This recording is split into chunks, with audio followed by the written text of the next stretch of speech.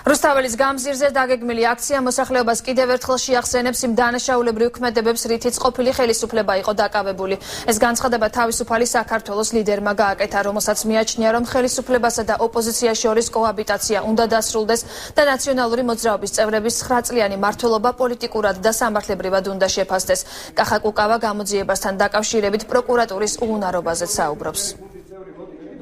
ეს არის ლეგიტიმური ეჭვი ხომ? თუ დღეს 19 აპრილს ნაციონალური მოძრაობა ბედავს იმას, რომ ხელახლა დაიწყოს კამპანია არა ქართული მთავრობის, არა ქართული სახელმწიფოს, არამედ ქართული ხალხის წინააღმდეგ მთლიანად, ეს ხდება მხოლოდ და მხოლოდ იმის გამო, რომ საქართველოს მთავარი პროკურატურა გამოდგა უუნარო გასული თვეების განმავლობაში გამოეძიებინა ნაციონალური მოძრაობის დანაშაული.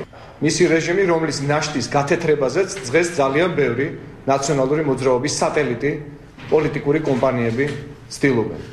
მე მინდა მივმართო მათ, რომ არ გათეთრდების ყორანი. თუ კი რომელიმე მათგანი შეეცდება გაათეთროს, ეს შავი ბნელი ძალები თავად გაშავდებიან და ამას საზოგადოება ძალიან კარგად გრძნობს და ძალიან კარგად აღიქვამს.